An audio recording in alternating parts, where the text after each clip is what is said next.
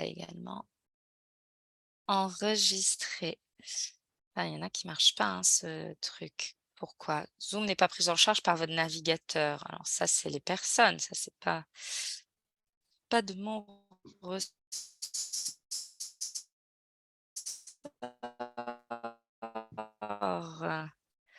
OK.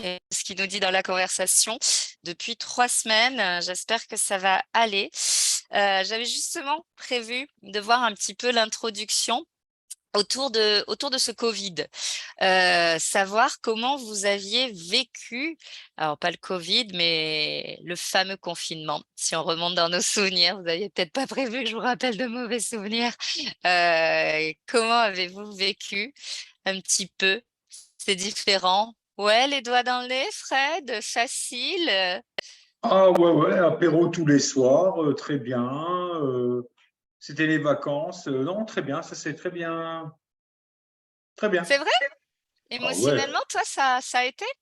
ah OK. ouais, carrément. Oh, chacun c'est différent. Moi, je l'ai très mal vécu personnellement. Moi, Ah j'étais, ouais? ouais, Non, non, ouais, non, ouais, non. Moi, j'étais bien. OK. Et cet apéro alors tous les soirs, est-ce que ça a eu une influence, sur, ton poids, Fred? C'est tout le reste. Surtout tout le reste. Tu Le- bien, Ah c'est ouais, déjà j'étais bien pendant 3 semaines. J'ai eu du mal à reprendre le travail. J'ai eu du mal à arrêter mes apéros. Voilà, mais forcément, le poids, bien sûr que j'ai pris un. On ne bougeait plus, on ne faisait plus rien. Les seuls moyens de se faire plaisir à ce moment-là, c'était de se foutre devant la télé, un streaming, et puis cacahuètes, chips, Ricard, bière, ce que tu veux, quoi. et tu dis Donc, c'était les seuls moments de se faire c'était le seul moyen de se faire du bien. Tu ressens on- ça, toi, quand tu faisais ça à ces moments-là, que ça te faisait du bien, en revanche, ces moments-là? non, moi, j'arrive à prendre plein de plaisir. Moi, je ne me suis pas ennuyé pendant ce confinement, justement parce que j'ai plein d'autres plaisirs, mais je ne pouvais rien faire. Je ne pouvais pas sortir, je ne pouvais pas bouger, je ne pouvais pas. Et du coup, ça, je l'ai compensé avec la bouffe, ouais, effectivement. OK.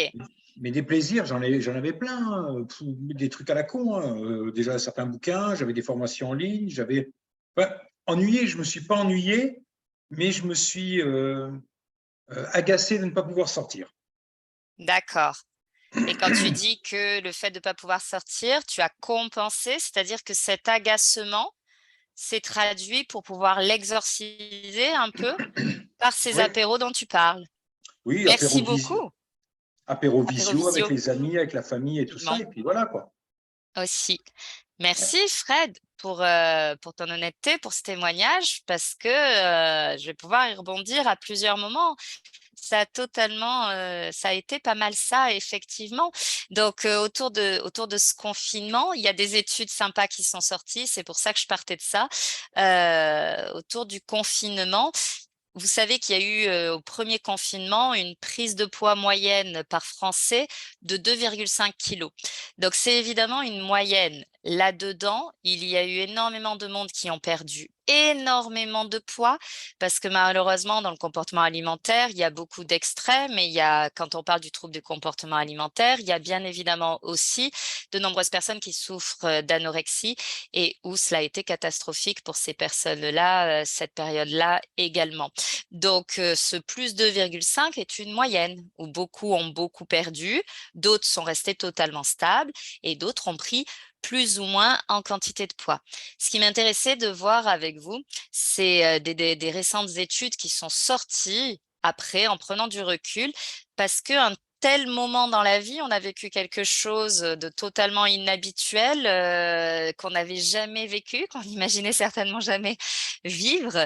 Et ces extrêmes comme ça, bah, permettent de mettre vraiment en exergue, vraiment font ressortir justement les comportements un petit peu extrêmes également.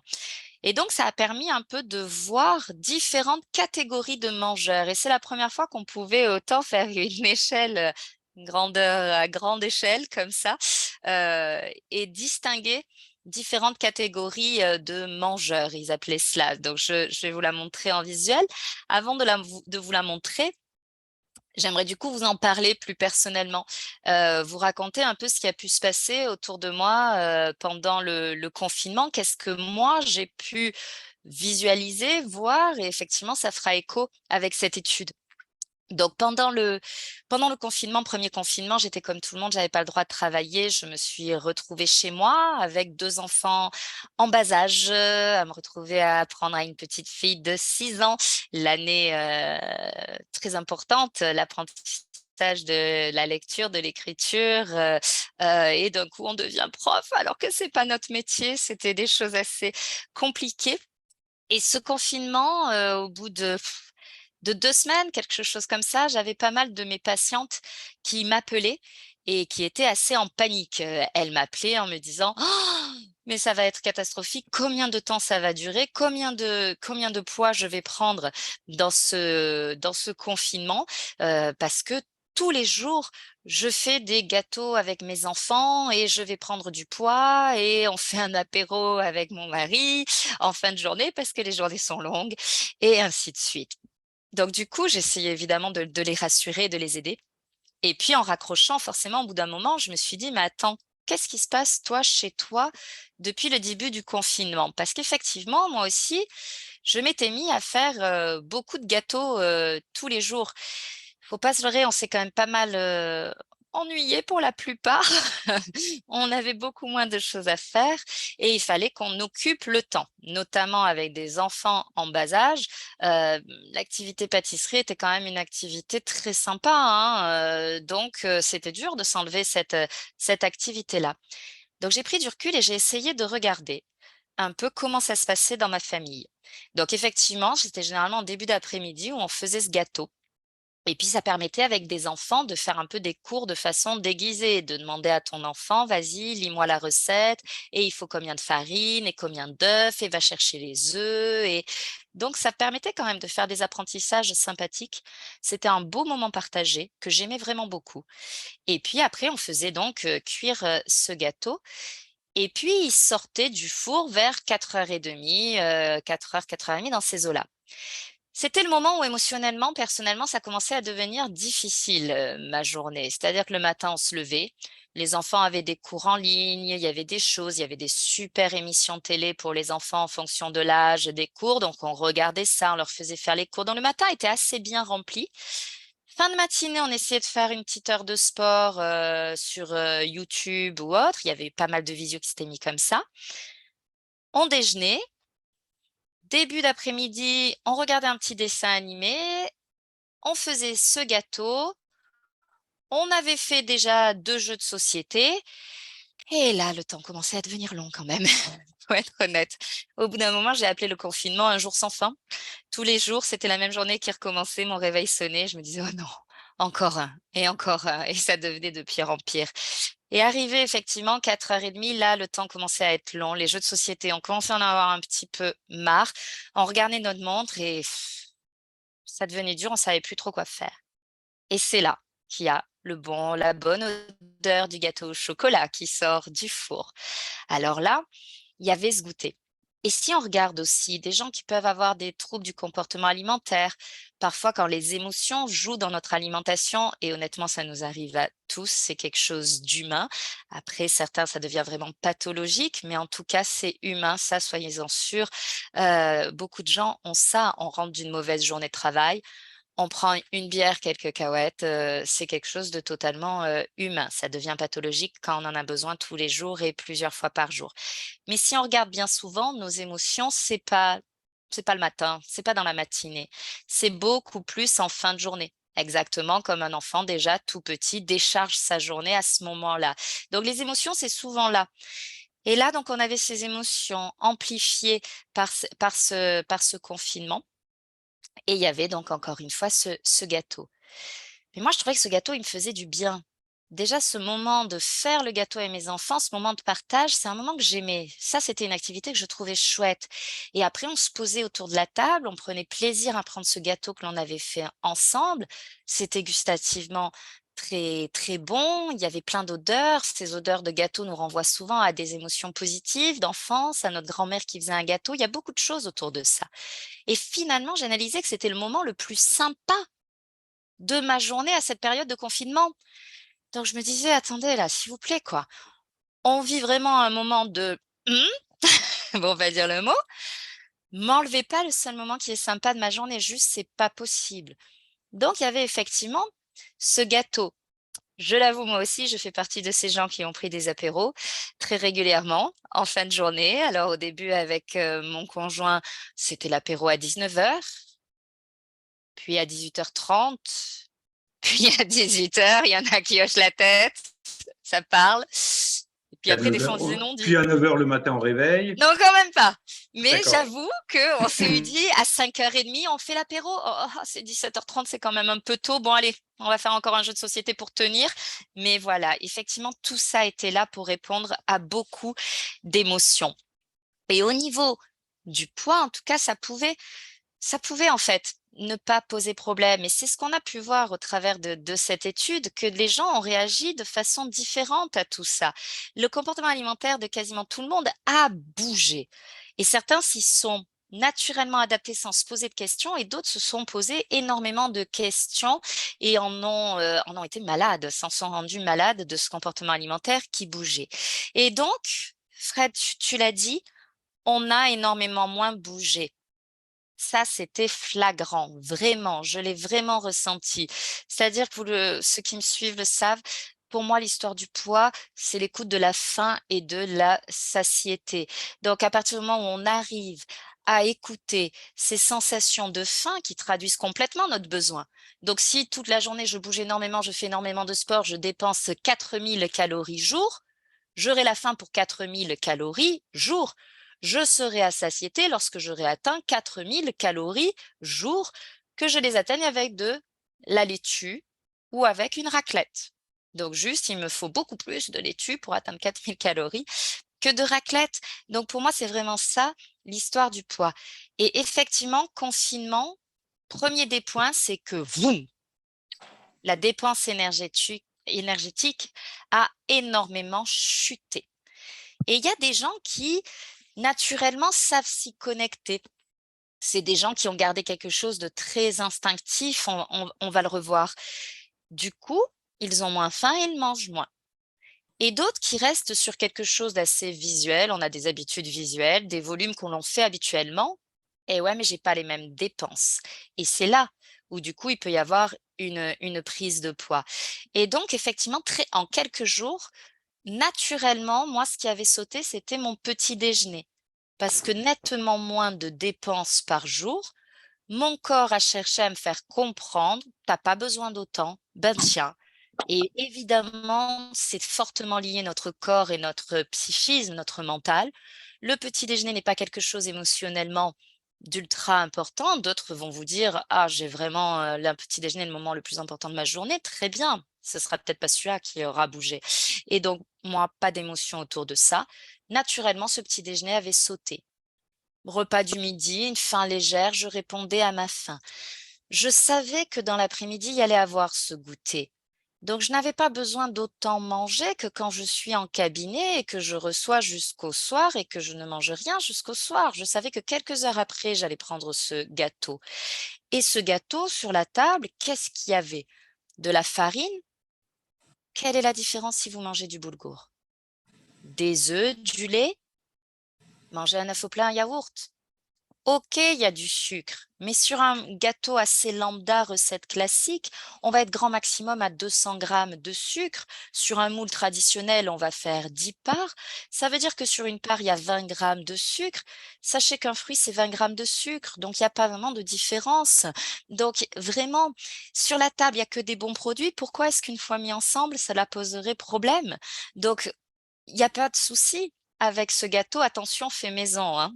Je dis pas la même chose si c'est un gâteau industriel, parce que les gâteaux industriels, malheureusement, ils bourrent de sirop de sucre qui vont constamment nous ouvrir la faim et donc on va pas pouvoir s'arrêter, on va manger tout ce gâteau et avaler beaucoup de calories, mais sans jamais être rassasié. Alors que mon gâteau fait maison rassasie et donc il est très bien utilisé par notre corps.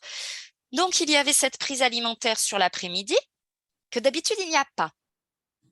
Donc là, on avait un apport calorique. Il y avait l'apéritif également, qui apportait un apport calorique.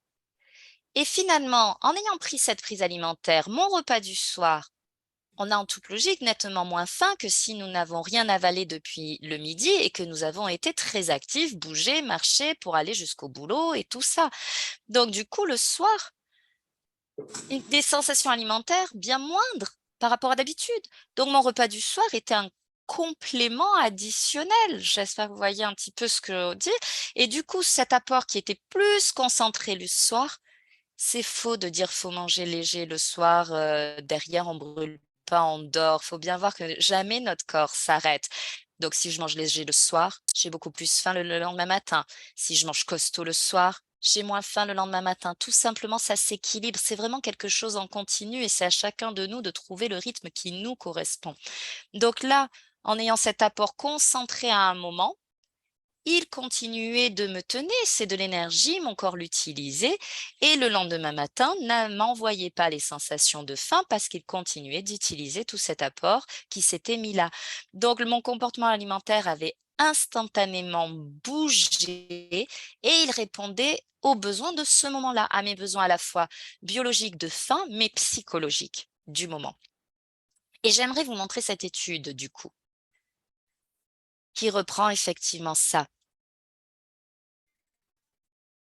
Donc, cette étude qui a été faite autour de tout cela, hop, et qui donc a permis de voir, pardon, ces différents mangeurs.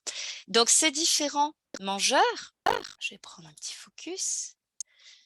Voilà le mangeur dont je suis en train de vous parler. On l'appelle le mangeur intuitif. Ce mangeur intuitif, si on regarde la définition qui a été donnée, donc c'est l'Université du Québec qui a fait cette étude, le mangeur intuitif, c'est ceux qui mangent en satisfaisant leurs besoins biopsychologiques de faim et de satiété avec plaisir. Donc, c'est ce que je vous explique.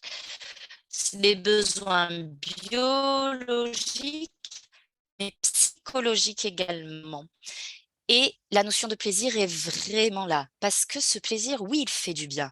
Quand on est vraiment dans le plaisir, je suis une grande convaincue qu'on peut maigrir avec des bonnes lasagnes, avec un cassoulet, avec, avec des aliments, qui nous font vraiment plaisir. Parce qu'à un moment, j'ai pris suffisamment de plaisir, j'ai pas besoin de plus. Alors que je suis convaincue qu'on ne peut pas perdre du poids avec des aliments que l'on s'obligerait à manger parce qu'il faut que je mange cela, parce que ça, c'est bon pour la santé pour perdre du poids et que je n'aimerais pas. Comme par exemple bannir les lipides, les gras et manger des aliments insipides qui ne nous plaisent pas. Dans cette frustration, on va vraiment avoir tendance à bien plus manger et à être en déconnexion de soi. On ne peut pas y arriver. Et donc, eux, ils se protègent des attitudes et des comportements alimentaires dysfonctionnels. Cette étude a montré qu'il y avait donc vous voyez, c'est quand même que 29%. Je trouve que c'est pas beaucoup et évidemment, moi, j'aimerais tous vous amener à être ici. Pour moi, c'est ça, pour moi, c'est eux qui ont raison et je pense que si on réfléchit à avant, il y a des années de ça, nos grands-parents ou même notre génération quand on était enfant, il y avait pas de problème de poids et je crois que c'est qu'on était beaucoup plus ici. Est-ce que quand on était vraiment tout petit, est-ce que nos parents nous embêtaient vraiment avec, une gaufre au Nutella ou j'aime beaucoup un couple d'humoristes. S'il y en a qui voient de qui je parle, dites-le, je crois qu'il s'appelle Fred et ils sont toulousains. Elle a les cheveux bouclés, bruns. Mettez-le dans la discussion si vous voyez de qui je parle. Et qui font des petites vidéos. Et à un moment, ils faisaient les parents années 80 versus les parents d'aujourd'hui. Bien évidemment, attention en caricature, mais où ils montraient voilà, des parents qui, oui, t'as faim, bah, tiens, prends un paquet de bonbons. Donc ça, plutôt années 80. Et puis aujourd'hui, oui, bah, prends des pédagogies. Alors évidemment, c'est des caricatures, hein. Mais je crois qu'avant, on se posait moins de questions. Effectivement, on ne savait pas où est-ce qu'il y avait des oméga 3 qu'apportaient les graines de chia, les bienfaits des baies de goji. On ne savait pas tout ça, mais je crois qu'on s'en portait peut-être un petit peu mieux. On était beaucoup plus dans quelque chose de plaisir, il y avait des traditions familiales, des plats traditionnels, et ça se transmettait. Et je pense qu'il faut essayer de revenir à quelque chose un peu plus intuitif, effectivement. 58%, c'est le mangeur perceptuel. Ils mangent sans être satisfaits de leur perception physique de soi. Ils ne sont pas satisfaits de leur corps, de leur poids. Ils sont déjà moins propices au plaisir. Et déjà à risque de développer des attitudes et des comportements alimentaires dysfonctionnels. Parce que du coup, eux, ils commencent déjà à mettre en place une alimentation de il faut. Qu'est-ce que je dois manger pour ne pas prendre de poids? Qu'est-ce que je dois manger pour être à un poids correct? À partir du moment où on va se mettre en place une alimentation comme ça, vous comprenez que c'est immédiatement une alimentation qui n'est plus en connexion avec moi. Elle est déconnectée. Comment je peux y arriver dans le poids si je suis déconnectée de moi? Mon corps sait ce dont il a besoin, que ce soit en quantitatif, ça pour ça il envoie la faim, la satiété, donc ce dont il dépend, ce dont il a il sait m'envoyer tous les signaux et il sait également même envoyer des signaux de dont il a besoin en qualitatif. C'est parfois avoir d'un coup envie vraiment de manger une viande rouge. Si on regarde, c'est que ça fait pas mal de temps qu'on n'a pas mangé une viande rouge, doit avoir du mal à renouveler nos globules rouges. Une envie d'un coup de manger du poisson. Je dois manquer d'iode ou d'oméga 3. Le corps sait faire ça. Et donc, si on se déconnecte, comment voulez-vous y arriver? Et donc là, on commence déjà être dans une alimentation qui va peut-être pas répondre à mon plaisir. Je m'impose une alimentation pour maintenir mon poids. Et puis le mangeur restrictif, 14. Là, ils restreignent complètement leur alimentation pour contrôler le poids avec beaucoup de culpabilité dès qu'ils sortent de cela. Donc c'est souvent, on restreint l'alimentation pour maîtriser mon poids, pour le contenir, pour qu'il ne monte pas, voire pour qu'il baisse.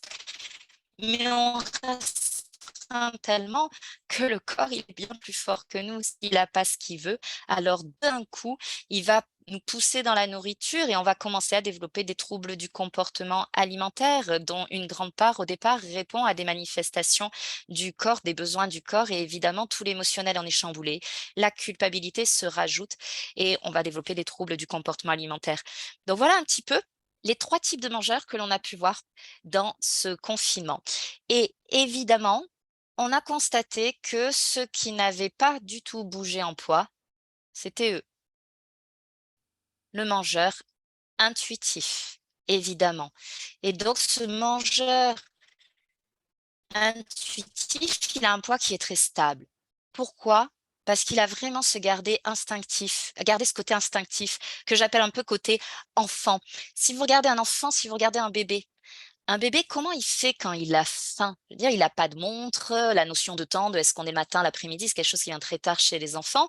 Il n'a pas de montre, il ne sait pas si on est le matin, l'après-midi, il ne se dit pas, bah tiens, c'est à peu près le milieu de la journée, il faut que je mange. Bien sûr que non. Donc un bébé qui a faim, il pleure. Et puis, il va prendre le biberon, il va vraiment le prendre de façon très, très, très énergique, ou le sein de sa maman. Et puis à un moment, paf, par lui-même, il enlève les lèvres. Beaucoup de mamans, je le fais aussi, hein, je vous rassure, on essaie de faire finir en espérant enfin passer une bonne nuit et dormir complètement, mais vous la visualisez cette scène. L'enfant bouge, bouge, bouge la tête, c'est impossible de lui faire finir ce biberon. Là, on a la parfaite image de la faim et de la satiété. Et pour moi, on est tous nés avec ça à l'intérieur de nous. Et le mangeur intuitif, il a vraiment gardé ça. Et une personne qui est et c'est ça que j'aimerais que l'on récupère, bien évidemment, et que l'on revienne à ça, cette écoute vraiment naturelle de nos besoins et avec la notion de plaisir, bien sûr. Et j'aimerais vraiment ouvrir les yeux aux gens qu'une personne qui est en surpoids, réellement, elle mange nettement moins qu'une personne qui a son poids de forme. Oui, donc peut-être parmi vous, il y en a qui sont là parce qu'ils ont une problématique poids et dans les gens que j'ai pu accompagner, j'ai été très touchée par l'émotionnel de mes patients et oui, ils souffrent de l'image que l'on a sur les gens en surpoids et ça, dès tout petit, dès enfant, regardez les dessins animés ou autres, quelqu'un qui est en surpoids, comment on va le présenter? C'est par exemple, il y a un dessin animé, là-haut, des dessins animés Pixar là avec les ballons là ou la maison qui s'envole.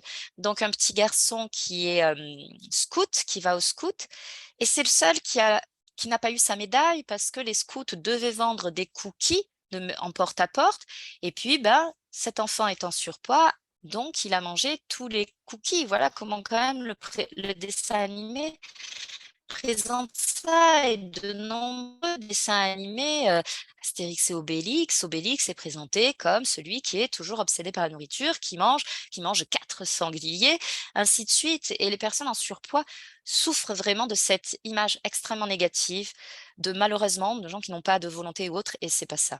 L'histoire du poids, c'est vraiment pas ça. Et oui, une personne en surpoids mange nettement moins qu'une personne à son poids de forme.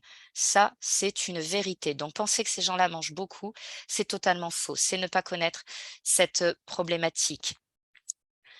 Une personne à son poids de forme se pose nettement moins de questions sur son alimentation et sur ce qui est bien ou pas. Une personne qui n'a jamais eu de problématique poids, elle va garder ses smangeurs intuitifs, elle va garder le plaisir. À un moment, si elle a envie, voilà, d'une crêpe au Nutella, d'une choucroute ou d'une raclette, elle se pose pas de questions. Elle le prend avec zéro culpabilité, avec la notion de plaisir qui est là.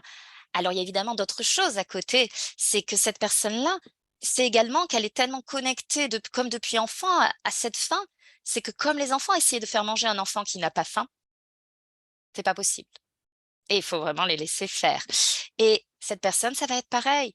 Donc, si à un moment, elle a fait une soirée raclette entre amis et qu'elle est allée bien au-delà de ses besoins, elle va naturellement, mais surtout sans se poser aucune question, rééquilibrer naturellement la semaine d'après en mangeant moins ou autre. C'est un peu comme à Noël, cette personne-là, à un moment, très naturellement, va dire: «Oh non, là, tu me donnes encore une tranche de foie gras, je te la vomis dessus, alors là, j'ai plus envie de rien. Tiens, j'ai vraiment envie de m'hydrater», parce que quand des fois on est allé trop loin, on a un besoin d'hydratation supérieure. «Je vais me faire de la soupe cette semaine». Mais vous voyez, c'est parce que c'est venu avec instinct. Naturellement, et c'est totalement différent de quelqu'un qui va dire: «Tu as abusé à Noël, cette semaine, tu te fais, 1re semaine de janvier, toute la semaine, régime soupe aux choux». Voyez un peu la nuance entre les 2. Donc il se pose aucune question et beaucoup plus connecté du coup au plaisir, et je crois qu'il faut vraiment revenir à ça, qu'on trouvera la solution quand on reviendra à ce plaisir, quand on se reviendra à cette simplicité, quand on enlèvera la culpabilité.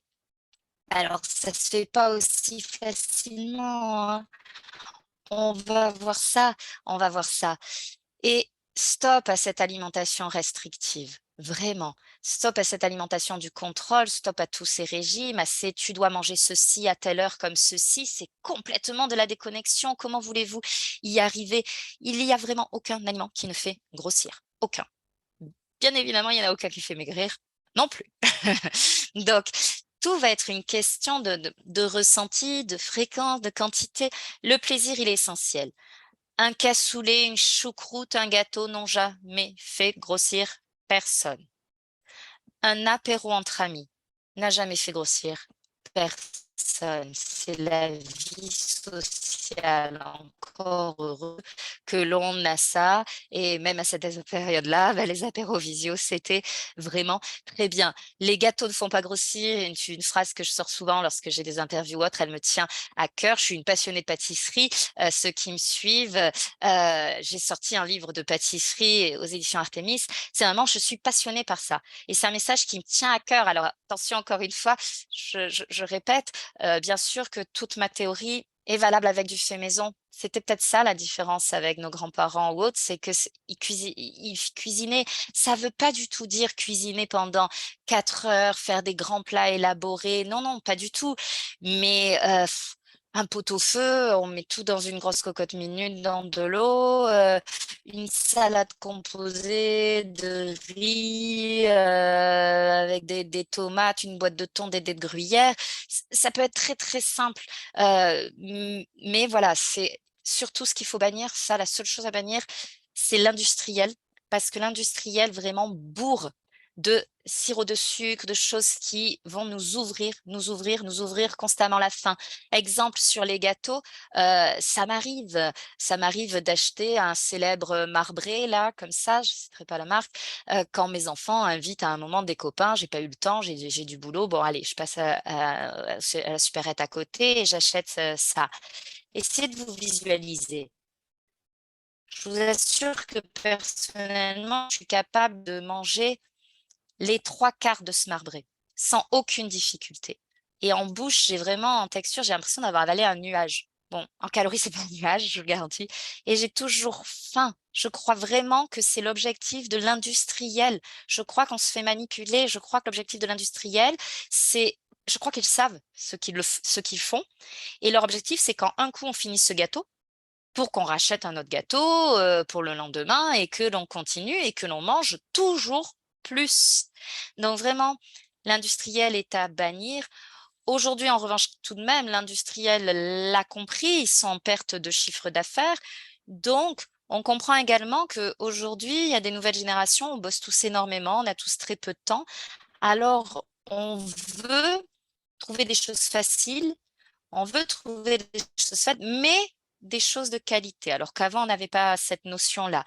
Donc effectivement, il y a certaines choses, comme souvent dans les rayons bio ou autres, on peut apprendre à lire les étiquettes ou autres. Si sur les étiquettes, il y a que les ingrédients que l'on aurait mis si nous-mêmes on avait fait le même plat, là, OK, je suis d'accord, on peut. Mais dès qu'on voit qu'il y a sucre, dès qu'on voit qu'il y a des mots qui finissent par «ol», c'est tout ce qui est sucre, des mots qui font pas très naturel, sorbitol ou ça pousse pas sur un arbre, là, il faut bannir et il faut reposer ça absolument, faut laisser.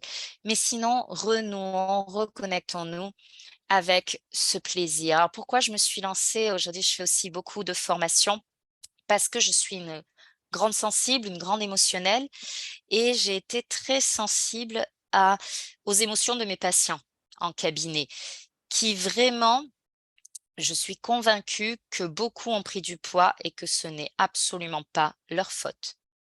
Beaucoup ont pris du poids et que tout ça, c'est surtout également beaucoup la faute de tous les messages nutritionnels que l'on entend, de tout le business de la minceur. C'est un chiffre d'affaires colossal chaque année et vous pensez bien qu'ils veulent juste le développer, ils veulent pas qu'on s'en sorte. Donc heu, par exemple, regardez, quand on dit: «Avec ce régime, vous n'aurez pas faim». Mais c'est quoi ces conneries pardon pour le mot? Heu, je vous dis pas d'être affamé, mais je suis censée manger parce que j'ai faim. Regardez encore une fois un enfant, il demande parce qu'il a faim, il demandera jamais quand il a pas faim. Donc on nous a fait développer volontairement une peur de la faim. Manger une pomme à 11 heures pour ne pas avoir faim à midi. Bah, résultat, j'ai ni faim à 11 heures ni à midi, ça n'a strictement aucun sens et je l'ai vu chez à peu près tous mes patients, ils ont à peu près tous développé une peur d'avoir faim et une anticipation du coup de la faim. C'est un petit peu: «Je vais manger, je vais avoir faim, je vais manger, peu importe ce que c'est et donc je vais prendre du poids et donc inconsciemment, qu'est-ce qu'on cherche à faire? On cherche à ne jamais avoir faim et pour jamais avoir faim, il faut être dans un surplus alimentaire. Mais vraiment pour moi, les gens ont été manipulés et la souffrance quand ils s'en rendent compte, quand on leur explique tout ça, voilà, c'est ce que je voulais. Au bout d'un moment, je me suis rendue compte que je touchais pas suffisamment de monde à mon petit niveau, dans mon cabinet. Alors j'ai voulu former des gens pour déjà aussi les toucher eux-mêmes et toucher ainsi leur famille et que ça touche évidemment leurs patients, leurs clients et ainsi de suite et que ça fasse boule de neige. J'aimerais également vous raconter l'histoire d'une de mes patientes. Ça a été la patiente qui m'a fait me décider: «OK, c'est bon, je forme». C'est une patiente qui, hop, je vais mettre en grand écran. C'était une patiente qui en fait, une jeune femme que j'ai accompagnée pendant sa grossesse et qui est venue me voir avec, dès le début de sa grossesse, avec une peur de prendre du poids pendant la grossesse. Déjà imaginez que c'est triste de vivre une grossesse comme ça, c'est un des plus beaux moments de notre vie, il faut qu'on la vive épanouie et sereine. Donc je l'ai accompagnée, tout s'est très bien passé, je l'ai reconnectée à ses besoins naturels, du coup elle a eu une grande confiance en elle-même, en tout ça et en fait, je crois qu'aujourd'hui, on n'apprend plus ou alors on apprend des bêtises malheureusement par le grand public et je crois qu'il y a un besoin de nouveau de réapprendre aux gens, d'informer mais avec bienveillance, et de façon éthique, c'est pour ça que je coupe ce mot en 2, diététique, les gens. Et sur le palier de ma porte en me disant, au revoir, juste, 2 mois avant son accouchement, elle m'a dit: «Merci.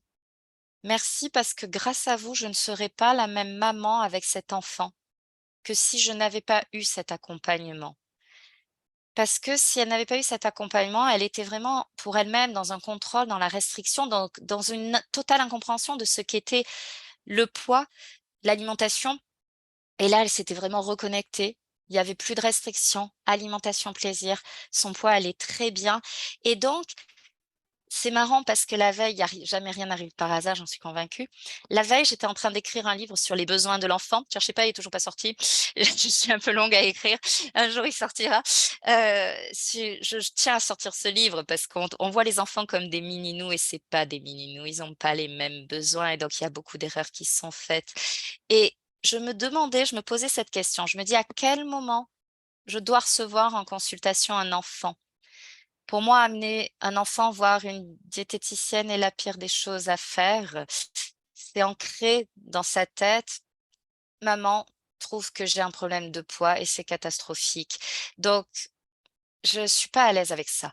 Mais pourtant, à un moment, s'il y a une problématique de poids, il faut peut-être aider cet enfant. Donc vraiment, je me questionnais sur ça et c'est cette jeune femme qui m'a apporté la raison. S'il faudrait faire beaucoup plus de prévention en amont. Si cette jeune maman qui allait avoir son premier enfant, ça y est, elle a maintenant un comportement alimentaire que j'appelle normal avec cet enfant. Donc forcément, cet enfant, il aura jamais de problématique de poids parce qu'il sera dès sa naissance dans un comportement alimentaire normal. Si on n'a pas un comportement alimentaire normal, comment voulez-vous que nos enfants aient un comportement alimentaire, normal? Donc là, j'avais la réponse, il fallait beaucoup plus de prévention, beaucoup plus en amont, beaucoup plus de communication. Donc c'était pour moi une évidence d'aller former, des personnes, qu'elles puissent accompagner un maximum de monde à se libérer de tout cela. Donc, les thérapeutes donc du réseau diététique, vous pouvez les trouver, sur internet, je vous montrerai la page. Ils peuvent vous expliquer tout ça. Ils ont eu donc une formation sur le comportement alimentaire normal. Sur ce comportement alimentaire qui, comme ce mangeur intuitif, répond à nos besoins biopsychologiques, biologiques et psychologiques. Et c'est très simple, c'est vraiment très, très facile en fait. C'est pas des heures d'information, c'est vraiment vous généralement en 2 consultations d'1 heure, bah, vous savez tout ce qu'il y a à savoir. C'est en ces 2 heures, on vous transmet tout ce que j'ai pu apprendre dans toutes mes études de diététique parce que j'ai fait le tri. Il y a beaucoup de choses qui, OK, si on veut être un professionnel de la nutrition, très bien. Mais si juste on veut simplement vivre notre vie, être bien et être bien dans notre poids, ça sert à rien de savoir tout ça, vraiment. Et donc c'est bien plus simple qu'on ne peut le penser et ils peuvent vous expliquer tout ça.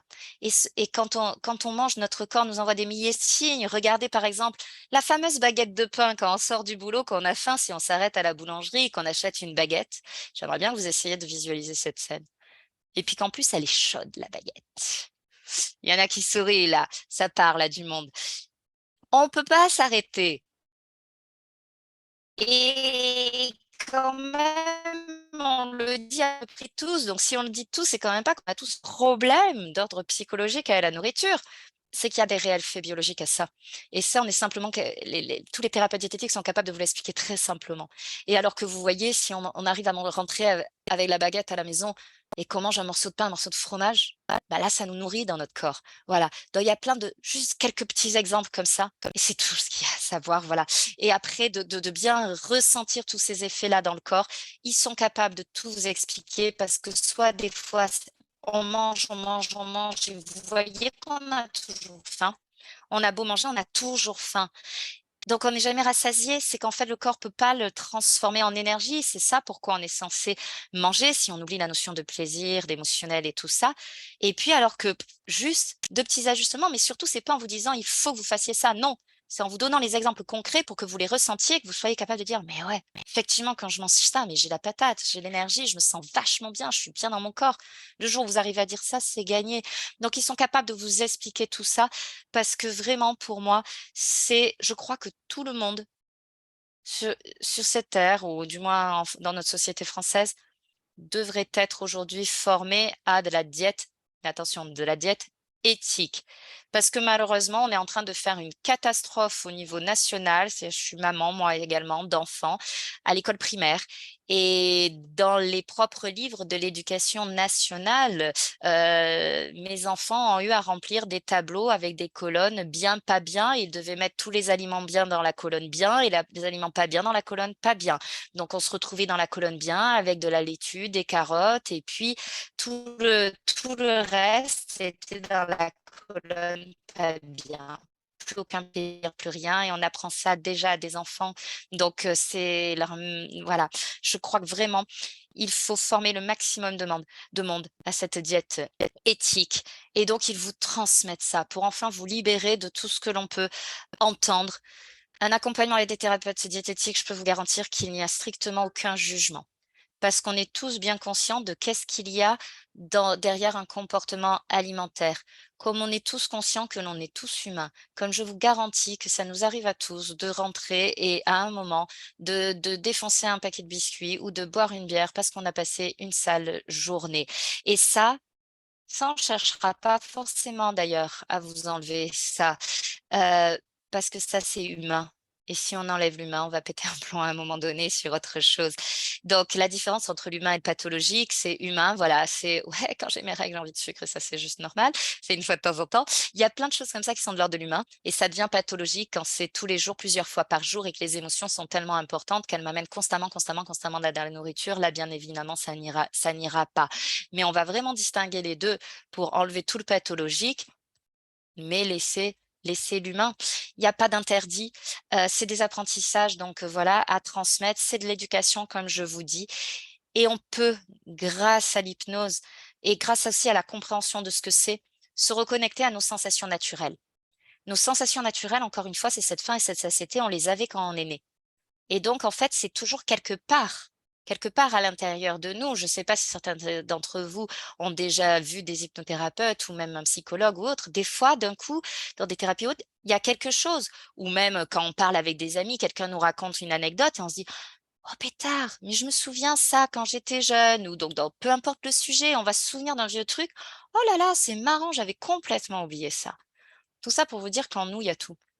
Il y a toute notre histoire de vie et ces sensations qu'on avait quand on est né, de faim et satiété, si elles ont un jour été là, ben, elles y sont toujours et il suffit d'aller il faut aller les rechercher, les remettre en avant et les réancrer avec l'hypnose et puis l'hypnose, ça va nous permettre également, vous voyez, on est tous nés pour moi avec ce comportement, mais il y en a, donc le mangeur intuitif est resté toute sa vie là-dedans. Les gens autour de vous dans votre entourage qui n'ont jamais pris un gramme, c'est des gens qui sont naturellement, qui sont toute leur vie restés à l'écoute de ces sensations de faim et de satiété. C'est des gens qui un jour peuvent vous dire: «Ah, j'ai la dalle» et manger des quantités très importantes et cette même personne, ben, amener un gâteau ou quoi à un moment, si elle vient de finir de manger, elle va dire: «Oh ben non, je viens de finir de manger, j'ai pas faim». «Oh bah tiens, je te remercie, je le mangerai plus tard». Sous-entendu, quand j'aurai faim, en fait et donc elle est très connectée et elle a gardé ça. Puis il y en a certains qui en sortent. Ça peut être par de l'éducation. Finis ton assiette. C'est évidemment à bannir. S'il vous plaît, quand un enfant vous dit: «Maman, j'ai» papa pardon, «j'ai plus faim, est-ce que je peux avoir mon dessert?» c'est pas qu'il a plus faim, c'est il sait ressentir naturellement qu'en s'arrêtant là avec le plat et en ayant son dessert, il sera bien. Et quand des fois, par justement la phobie aujourd'hui qui s'est développée du surpoids et de tout ça, on va souvent forcer à leur pas finir, les pâtes ou quoi, mais les haricots verts. Ce qui est en trop, il veut son dessert, il va le prendre. Ce qui est en trop, c'est pas ce dessert, c'est ces haricots verts qu'on a forcé à finir. Donc, finis ton assiette.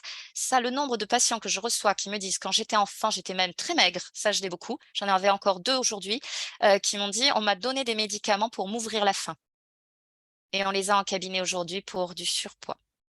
Et c'est la majorité de mes dossiers, ce sont des gens qui étaient très maigres. Quand ils étaient petits, les gens ont du mal avec ça et il y avait la grand-mère qui poussait à manger ou les parents ou autres. Des gens qui me racontent: «À 4 heures, on me servait ce que je n'avais pas mangé à midi pour que je le finisse». Beau ouais, il y en a qui hochent la tête, ça parle. Voilà. Comment voulez-vous qu'adultes, on soit connectés à nos sensations de faim? Tous les jours, on nous a poussé cette ligne, on ne peut plus être connecté. Donc certains sont sortis à cause de cette éducation. D'autres sont sortis parce que c'est juste une accumulation de toute une histoire de vie. Et ça, c'est là où je vous dis qu'il n'y aura pas de jugement parce qu'on est tous aussi hyper conscients, qu'on est tous humains et qu'on a tous quelque chose. Certains, c'est la nourriture, d'autres, c'est la cigarette, d'autres, c'est l'alcool, d'autres, c'est un accès de colère, d'autres, il y a tous quelque chose, on a tous quelque chose. Et tout ça vient d'émotions de derrière, d'accumulation de toute une histoire de vie. Et ce qui est assez marrant, essayez de réfléchir à ça chez vous, sur vous aussi, c'est qu'on a tous du coup un vocabulaire et au bout d'un moment, on va se rendre compte que ce vocabulaire traduit également des comportements. Donc, par exemple, dans beaucoup de mes patients, on va me dire, j'ai une histoire de vie qui est lourde à porter. Et il faut du poids pour ça. Je porte tout le poids sur mes épaules. C'est moi qui porte tout dans la famille. Il faut une carrure pour ça. J'arrive pas à digérer toutes ces histoires, j'arrive pas à digérer cette période de ma vie. Il y a beaucoup de mots qui sont en rapport avec cela, alors que d'autres personnes vont avoir totalement d'autres mots. Je vais être honnête, fut un temps, moi, quand quelque chose me contrariait, j'avais une phrase où je disais: «Ça me fait chier». Alors voilà, j'avais aucun souci et donc forcément j'éliminais. C'était ma façon d'éliminer les émotions. Donc là, pour le coup, les gens qui ont tendance à être comme moi, auront même parfois du mal à maintenir leur poids quand il y a trop d'émotionnel parce qu'il y a ce transit vraiment hyperactif. J'ai fini par m'en rendre compte et uniquement en retravaillant sur mon langage et en travaillant évidemment sur cette accumulation de stress et d'émotions que je pouvais avoir, j'ai réussi à travailler ces émotions-là et à arrêter ça et tout va bien. J'entendais normal. En revanche, sur certains points précis et personnels dont je ne rentrerai pas dans les détails, j'ai constaté sans faire attention qu'aujourd'hui je dis: «Ça me prend la tête». J'ai développé des migraines depuis peu, je n'en avais jamais eu avant. Donc mon travail n'est pas fini sur moi non plus. L'objectif est que je n'ai plus de migraines et plus rien et que tout cet émotionnel-là ne m'impacte plus. Donc on a tous quelque chose et c'est souvent en lien avec les mots que l'on utilise, c'est assez drôle. Et donc cette histoire, visualisée comme un vase qui s'est rempli. Et au tout début, il s'est rempli et ça a peut-être pas joué sur mon alimentation, mais à un moment, il est tellement plein que c'est plutôt la goutte d'eau qui déborde qui fait que je dois mettre un comportement pour gérer tout cet émotionnel qu'il y a derrière. Certains, c'est malheureusement également par un traumatisme. Quand j'accompagne également des enfants sur des courbes de carnet de santé, on peut voir à quel moment ça décroche d'un coup complètement. Donc, les courbes sont généralement assez constantes et puis quand on voit d'un coup que quelque chose se passe, on arrive à le diagnostiquer d'anormal sur ces courbes. Là, je regarde à quel moment ça a vraiment bougé d'un coup et je demande aux parents quoi, qu'est-ce qui s'est passé à 8 ans? Ils vont me dire, on a divorcé. On a déménagé, elle a changé d'école et ça a été très dur pour lui. C'est ma maman qui s'en occupait et elle est décédée. Il y a un événement traumatique qui peut être évidemment également des violences extérieures malheureusement, des violences, sexuelles ou des coups, dont parfois la personne a été victime ou a été, témoin.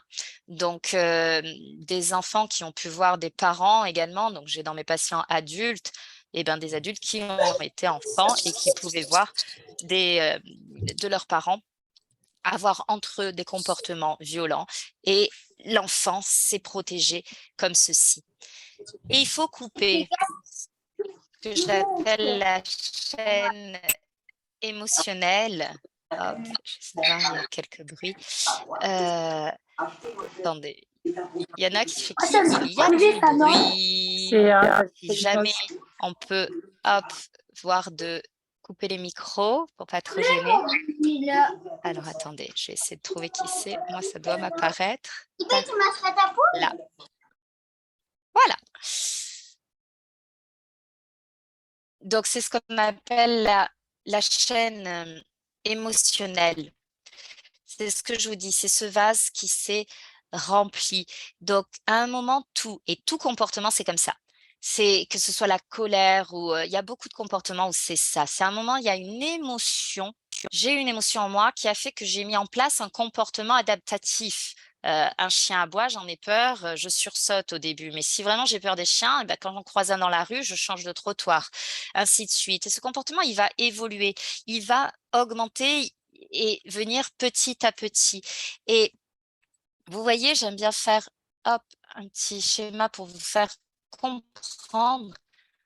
Et c'est là vraiment l'intérêt encore de l'hypnose, c'est que donc ça part d'une émotion. Je fais un E pour émotion. À un moment donné dans ma vie, j'ai eu une émotion et j'ai mis en place un comportement. Mais aussi bien, il s'est passé des mois, des années, il n'y a plus eu cette émotion. Puis de nouveau, j'ai cette émotion qui fait que je mets en place un comportement adaptatif. Et ainsi de suite. Comme ce vase, je vous dis, qui se remplit de cette émotion et qui à un moment déborde.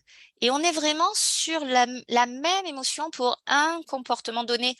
Et c'est ce que j'appelle personnellement le fil rouge. C'est comme ça que je l'ai senti quand j'ai pu le travailler sur moi, sur des problématiques personnelles. Je vois ça comme un fil rouge. Et c'est comme si tous ces moments-là, c'était comme si c'était des épingles à nourrice. J'essaie de vous dessiner des épingles à nourrice, des épingles à linge, qui sont comme sur un fil où on étend notre linge, là. Et puis dessus, il y a des photos, des événements de vie. C'est comme des microfilms qui se sont ancrés dans mon cerveau.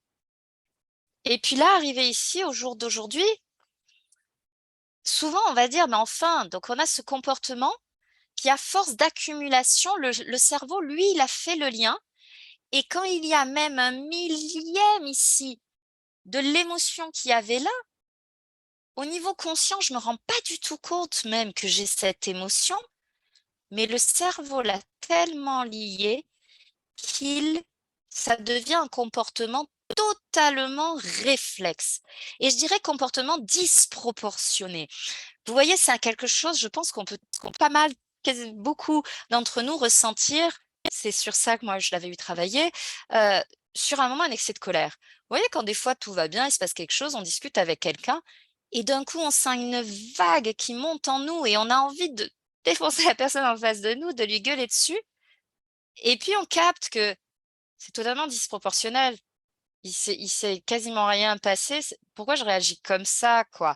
Ou alors, pareil, un événement dans mon quotidien, une remarque ou quoi, mais qui me rend profondément triste. Alors que on a assez conscience de se dire, mais c'était pas si méchant que ça, enfin, ce qu'il m'a dit, je comprends pas pourquoi je suis en vrac depuis 2 jours, quoi. Et puis on se dit, mais enfin, tout va bien dans ma vie, j'ai mon boulot, mes enfants, le truc, on comprend pas. Et c'est qu'en fait, ça n'a strictement rien à voir avec nos émotions d'aujourd'hui, avec qui on est aujourd'hui. C'est que ça vient de cette accumulation de ça, de cette chaîne émotionnelle. C'est que là, à l'instant T, au jour d'aujourd'hui, il se passe cette chose, et c'est pour ça que j'appelle ça le fil rouge, parce que c'est comme ça personnellement que je le ressens sur moi. Mon cerveau, lui, a fait le lien de tout ça est sur cette même chaîne.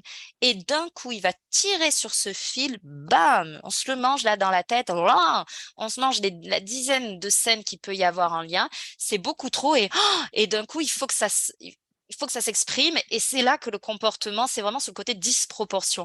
Et donc, c'est là où, dans ce qui nous intéresse sur le comportement alimentaire ou quoi, c'est là que d'un coup, je vais aller dans la nourriture. Et donc, comment je vais réussir à couper ce lien? C'est ça l'intérêt de l'hypnose, de couper le lien entre les émotions et comportements dysfonctionnels dont je ne veux plus aujourd'hui, c'est en changeant l'émotion. Et donc, c'est en travaillant sur cette histoire, effectivement, de vie du passé. Et oui, on peut retrouver. Et ce qui est intéressant, bien sûr, c'est de comprendre ce cheminement, de comprendre ce qui nous est arrivé et de comprendre bien le début de la chaîne émotionnelle. C'est pas forcément le moment où on est allé dans la nourriture. Encore une fois, c'est au bout d'un moment, hop, c'est trop, on va aller dans la nourriture et puis on va y aller à outrance. Donc, c'est ça un petit peu le travail de l'hypnose et ça apporte vraiment, on va s'alléger de cette histoire de vie.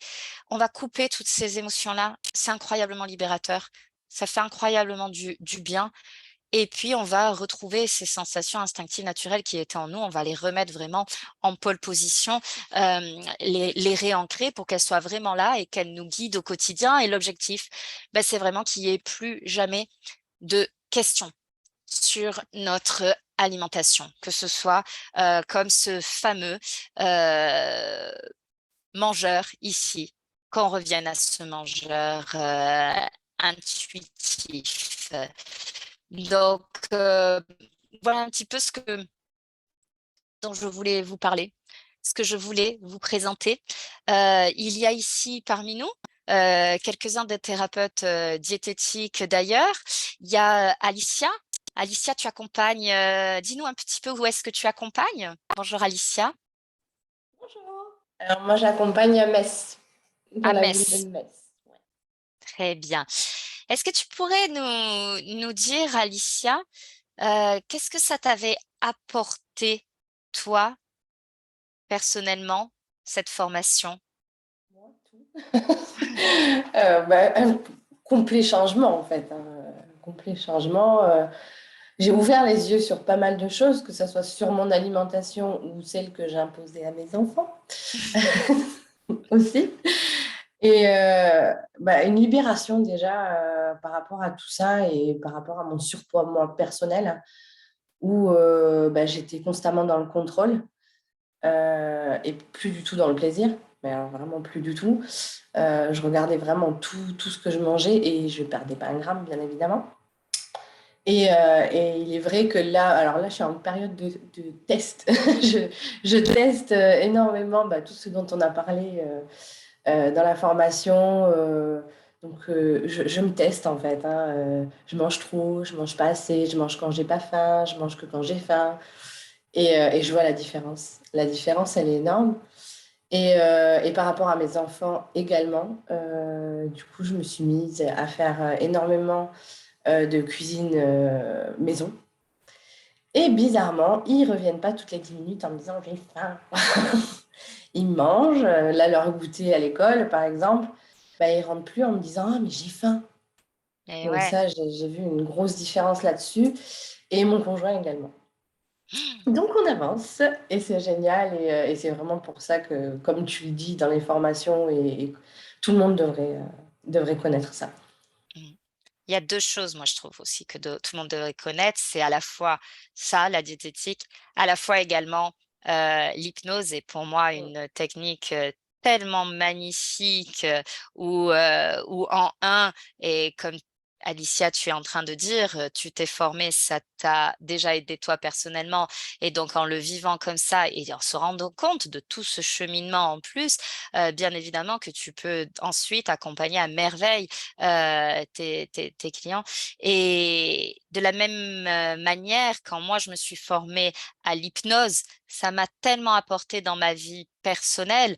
Je trouve que c'est quelque chose que l'on devrait Voilà. tous C'est qu'on savoir a faire. tout de suite envie de le faire partager au plus grand nombre, en fait, quoi.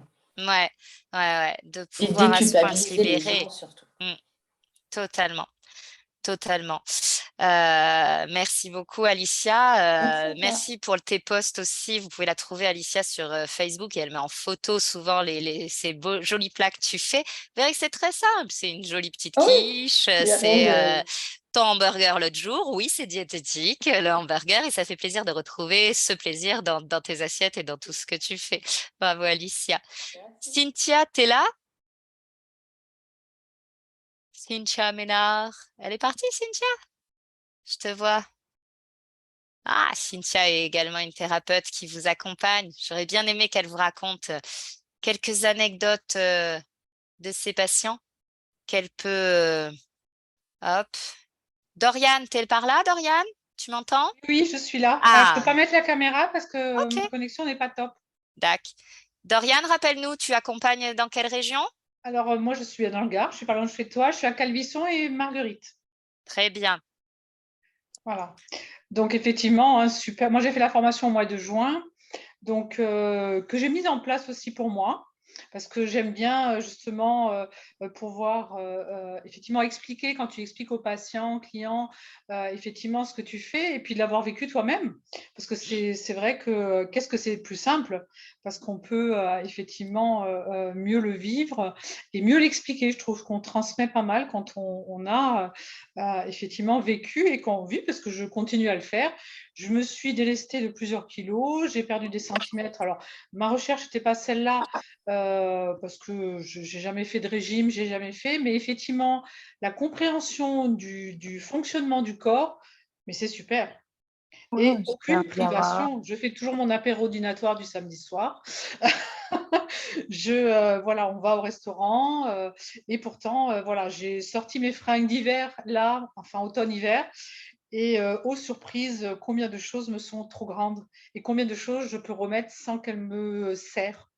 Donc, parce que je ne me pèse pas forcément, c'est juste quand chez le médecin, voilà, chez le médecin à mon âge, en tout cas, on me pèse.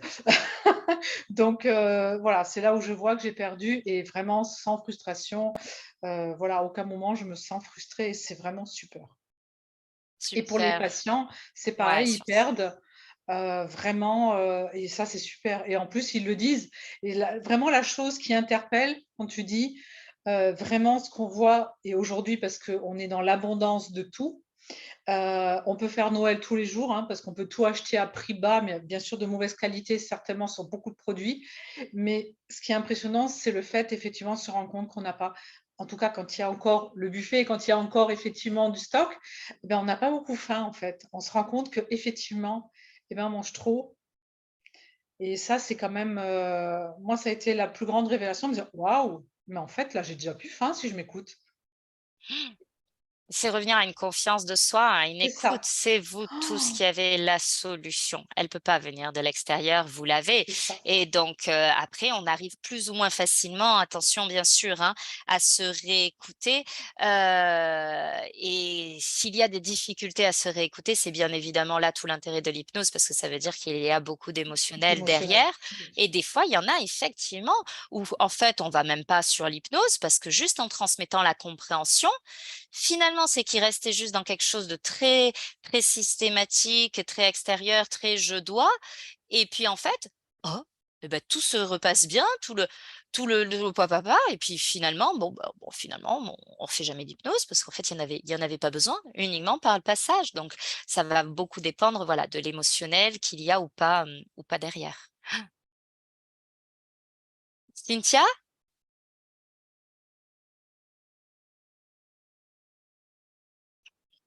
Ton son, on t'entend pas.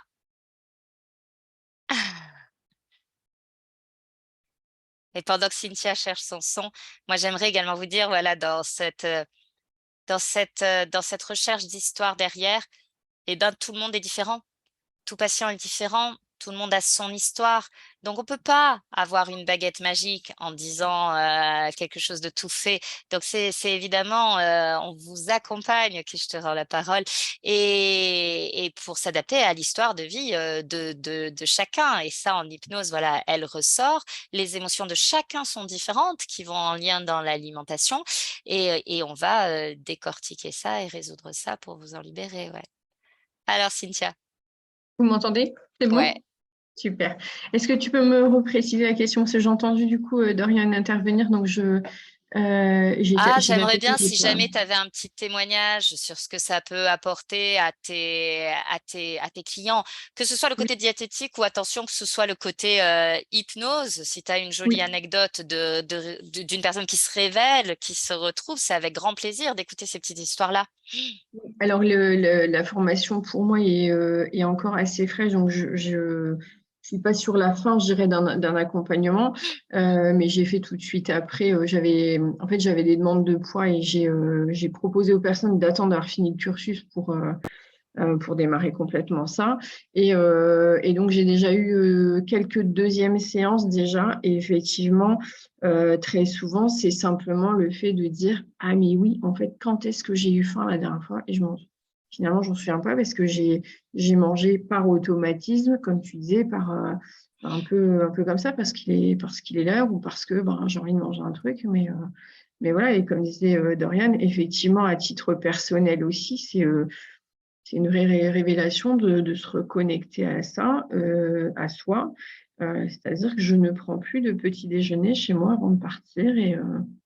Et voilà, au Et cabinet, j'ai toujours mes yaourts comment naturels, j'en ça, ai le dans le petit-déj, le frigo. repas le plus important? Non, je déconne Ben évidemment. non, après, moi, Et oui, j'aime manger, je me régale. Donc moi, le petit-déj, faim ou pas faim, je m'en fiche, je me régalais. Et en fait, maintenant, je me dis, ben ouais, mais c'est pas grave, quoi. Je vais me régaler encore mieux quand je sentirai cette faim. Et j'ai jamais autant senti cette faim de toute ma vie. Et effectivement, je pense que je faisais partie des personnes qui avaient peur d'avoir faim. ouais. Mmh. Je rejoins aussi ce que tu disais tout à l'heure. J'ai passé toute mon enfance jusqu'à mes 30 ans à être très très fine, trop pour d'autres, à en souffrir dans ce sens-là. Et puis voilà, les choses de la vie ont fait que. J'étais plus sur le carnet de santé à l'époque, mais je pense que ma courbe, voilà. Et Ouais. maintenant je comprends tout ça. Et effectivement, l'allègement est là aussi, quoi. Donc oui, Ouais. voilà, pour les anecdotes des accompagnants, c'est vraiment ça, hein, de se dire, oui, effectivement, il est l'heure, alors j'ai mangé, et autres. Et puis le côté émotionnel, oui, qui est là. Donc Mm, mm. c'est un vrai jeu, en fait, hein, je trouve. Voilà, j'en ai qui ont effectivement démarré un carnet de bord et qui notent. Et c'est vraiment le jeu de se dire, ça, j'en ai envie, ok. Dès que j'ai faim, et je vais pouvoir me régaler en fonction de ma faim. Et non, c'est chouette, vraiment. Il y a un Super. avant et un après. Merci beaucoup, Cynthia. Et voilà, dans les histoires de vie des gens, comme je vous dis, c'est vraiment des choses différentes. Je ne sais pas pourquoi j'en ai visualisé deux, donc je n'avais pas prévu d'en parler, mais je vais le dire très rapidement. Si ça m'est venu en tête, c'est que c'est important. Voilà, on va des fois voir dans les histoires de vie qu'est-ce qui est en lien derrière ça. Je visualise là une patiente qui s'est revue en fait très très jeune.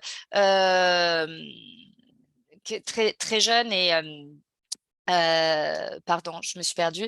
Elle s'est revue très jeune, voilà, avec sa maman les dimanches, aller de boulangerie en boulangerie où sa maman vivait une période de vie qui était très difficile autour d'un papa qui était parti et la maman qui avait beaucoup de mal à le vivre. Et puis elle s'arrêtait à une boulangerie, achetait un gâteau, ça c'était la réaction de la maman. Mais du coup, on achetait un aussi à sa petite fille. Elles le mangeaient toutes les deux assises sur un banc. Et puis, elle enchaînait comme ça. Et dans le dimanche, elle faisait à peu près une dizaine de boulangeries. Et ma patiente s'est vraiment vue, petite fille, et dire, mais j'en veux pas en fait de ce gâteau. Bon, le premier, ok, mais là, mais a ressenti toute la lourdeur de la tristesse de sa maman, tout ça. Et toute petite fille, elle osait même pas parler à sa maman, mais et elle voulait être là et l'accompagner et soutenir sa maman. Et 60 ans après, sans aucune conscience il y avait ça derrière, ce côté de suralimentation était dans une loyauté envers sa maman qui, pour le coup, n'était plus là.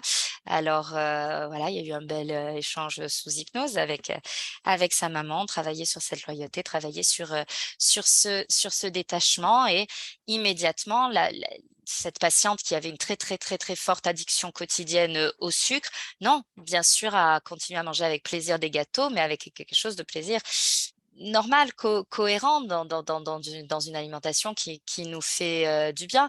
Voilà, je pensais à elle, je pensais à une autre, mais entre-temps, elle est sortie de mon esprit. Donc, ah oui, non, une où on peut même parler voilà, de transgénérationnel, de choses qui se transmettent. Donc, une qui s'est revue avec son grand-père et sa grand-mère, qui évidemment avaient connu la guerre, avaient perdu l'un de leurs fils au front. Et du coup, post-guerre, voyait l'alimentation, bien évidemment, comme quelque chose d'absolument essentiel. Et elle visualise, elle les voit faire des quantités de pâtes, des marmites plus qu'impressionnantes, tout en très, très, très, très grande quantité, et à vraiment à dire à tout le monde, mais mangez, mais la guerre, et il n'y a plus la guerre. Et ils ont transmis, en fait, ce comportement à toute leur descendance. Mais ce qui est intéressant, c'est qu'on peut se libérer grâce à l'hypnose de cette transmission. Voilà un petit peu. Si vous avez des questions pour les participants, c'est avec plaisir qu'on peut répondre à ces différentes questions. Et puis sinon, je vous ai mis dans la discussion la ligne donc, du site Diététique où vous trouverez à différents endroits en France, les différents thérapeutes qui peuvent vous accompagner. Il est encore en modulation, donc il y en a de nouveaux qui vont être intégrés. Là, d'ici une semaine, vous trouverez toutes les coordonnées dessus et puis il est en constant mouvement. J'espère que cela vous aura éclairé, vous aura apporté quelques pistes pour chacun de vous. Revenez à quelque chose de plus simple. Quoi que vous preniez comme information nutritionnelle, rapportez-la à vous-même. est-ce que pour vous, cette info est vraie ou pas? Il y a des infos qui sont vraies, oui, les, les, ce qu'on appelle les céréales complètes, quand on dit, bah oui, c'est très bien. Mais c'est peut-être pas tout le temps, parce que si on s'amuse à manger tout le temps des céréales complètes, eh ben, c'est à notre estomac, nos intestins de les casser, et puis on va le sentir passer. Et ça dépend de chacun. Quelqu'un de sensible au niveau intestinal ne pourra vraiment pas manger de céréales complètes. Donc, prenez pas et quelqu'un à qui tout va bien, eh ben, pour aller manger. Mais on n'a pas à manger des céréales complètes si c'est pas ce qu'on aime. Donc voilà, il y a rien ne fait de mal. Donc on mange du 3 riz de Camargue et puis de la semoule fine et des pâtes blanches et puis des pâtes complètes si on les aime. Surtout pas, on ne mange rien si on ne l'aime pas parce que c'est ça qu'il faut. Mais rapportez toutes les infos nutritionnelles, surtout à vous. À chaque fois, ne prenez rien, même ce que je viens de dire pour argent comptant. Regardez-vous, est-ce que ça me parle? Est-ce que ça, c'est bon pour moi? Est-ce qu'il faut en question, est-ce qu'il est possible que les séances d'hypnose fassent effet plusieurs mois plus tard? Oui. C'est-à-dire que peut-être qu'à un moment donné, quelque chose faisait que dans notre vie, on n'était pas forcément prêt, et va se passer un élément déclencheur ou quoi dans notre vie qui va nous faire passer un cap et d'un coup, je suis prêt à lâcher un comportement, je suis prêt à lâcher une histoire de vie. Chacun évolue à son rythme. Certains vont lâcher des histoires de vie très facilement, très immédiatement. Et puis d'autres, il va falloir beaucoup plus travailler parce qu'il y a plus, d'émotions. Mais, une séance d'hypnose n'est jamais faite généralement pour rien. C'est à un moment, c'est là et au moment où c'est prêt, ça lâche. Donc, très souvent, ça se fait vraiment, immédiatement ou au moins le thérapeute qui va vous accompagner, peut-être à un moment va vous dire, ça aussi, c'est peut-être pas le moment parce qu'il aura ressenti qu'il y avait d'autres choses, qu'il y avait d'autres émotionnels et c'est un peu des choses à hiérarchiser. À un moment, je veux perdre du poids, par exemple, mais en même temps, j'ai un cancer, j'ai ci, j'ai mi, il se passe plein de choses. Est-ce que c'est vraiment le moment? Donc, quand il y a trop, peut-être qu'on peut se dire d'abord, on va peut-être travailler ça émotionnellement et après, OK, d'accord, quelqu'un qui perd d'un coup. Oui, oui, oui. Vous voyez, OK, les séances reviennent, voilà, quelqu'un qui me marque ça en témoignage, qui avait fait des séances, qui n'a pas perdu et puis après, d'un coup, les séances lui reviennent dans la tête des mois plus tard et c'est là qu'elle perd. C'est totalement ça. Elles étaient là, quelque chose en vous bloquait encore cette perte de poids, n'était pas traité. On demande souvent dans des séances d'hypnose, on travaille certaines choses et une séance d'hypnose ne s'arrête pas à la séance d'hypnose. Par exemple, je vous donne un exemple tout bête, sur une autre problématique, j'ai travaillé personnellement quand j'étais en école d'hypnose il y a longtemps de ça, je venais d'avoir mes petits bouts et j'ai travaillé la maman que j'avais envie d'être. La maman que j'étais ne me plaisait pas. C'était à une période où je travaillais énormément, mise en place de la situation professionnelle, de tout ça, des enfants qui font pas leur nuit, gros manque de sommeil et donc par moment, j'étais, à mon goût, pas assez à l'écoute de mes enfants, j'étais trop réac et j'aimais vraiment pas ça et on a beau ne pas aimer ça et ben, des fois, il y a des choses qui sont plus fortes que nous, tout comportement soit-il. C'est la même chose dans la nourriture et oui, je me souviens que cette école, c'était au mois d'août. Je l'ai travaillée. Il y a déjà des choses qui se sont mises en place en septembre. J'étais déjà beaucoup plus apaisée, beaucoup plus à l'écoute de mes enfants, mais ça demandait encore beaucoup de contrôle de ma part et petit à petit, voilà et à un moment, je n'y ai plus du tout pensé, en fait. J'y ai pas pensé pendant des mois et à un moment, je m'en souviendrai toujours, janvier, se passe une scène chez moi où normalement je serais certainement dévissée et là, en 2 paf, paf, paf, j'avais géré la problématique, tout le monde le sourire, tout le monde apaisé, ma voix n'avait pas bougé, ta ta ta et là, ça m'a sauté aux yeux et je me suis dit: «Dingue, ça y est, tu y es. Ça y est, tu voilà» et c'est venu là, mais pendant donc août, septembre, octobre, novembre, décembre, janvier, 5 mois. Mon inconscient a mis 5 mois à travailler sur cette problématique. Donc oui, ce sont des choses qui arrivent. J'ai travaillé également énormément. J'ai eu des allergies alimentaires, sévères avant de réussir à comprendre que ces allergies alimentaires étaient émotionnelles, ce n'est pas simple. Je l'ai compris uniquement quand elles sont parties à un moment comme par magie. Je ne dis pas que toute allergie peut partir, attention, hein.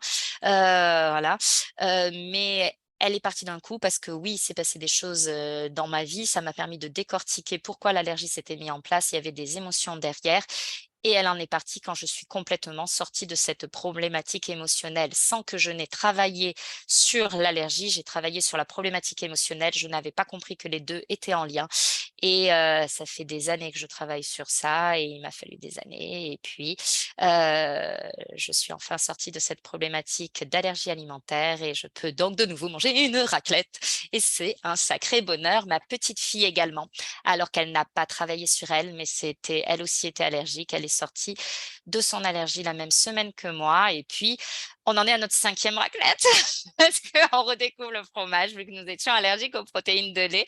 Donc moi, c'est une redécouverte. Ça fait 10 ans que j'étais allergique. Ma fille est allergique depuis la naissance. Donc c'est une découverte, ces goûts-là pour elle. Et voir son petit regard plein de pétilles, c'est assez merveilleux. Elle peut enfin partager un goûter avec ses copains. Voilà, il y a beaucoup de choses derrière, mais en tout cas, je suis ravie qu'elle fasse effet maintenant. Donc, faites-vous confiance, elles sont là, elles ne sont pas perdues et oui, ça va suivre son évolution et bravo à vous en tout cas. Très bien, je vous souhaite une très belle soirée à vous tous. S'il y a plus de questions, on va arrêter là. Navré pour le petit début, le petit quoi qu'on a du coup certainement moins nombreux. Je referai prochainement encore d'autres petits moments comme ça de partage avec grand plaisir. N'hésitez pas également à m'envoyer si vous le souhaitez des messages s'il y a des thèmes précis où vous apprécierez que l'on en discute tous ensemble. C'est avec grand plaisir. À bientôt à tous. Au revoir. Allez. Bonne soirée.